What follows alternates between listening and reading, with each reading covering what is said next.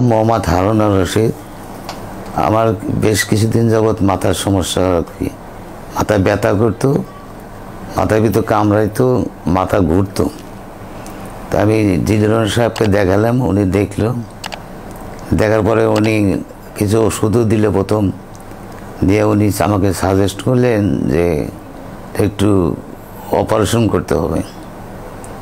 তাই বলে সিদ্ধান্ত নিলাম অপারেশন করার জন্য। মাঝখানে অন্য ডাক্তার দেখা দিলাম, কিন্তু ওনারও আমার একটু ফেজ ছিল আর কি।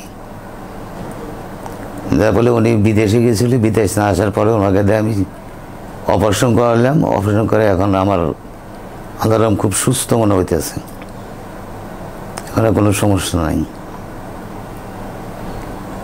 এই জন্য আমি ওনার কাছে চিরকৃতজ্ঞ এবং এবারকে কর্তৃপক্ষকে ধন্যবাদ জানাই। খুব ভালো ডাক্তার উনি, আল্লাহ।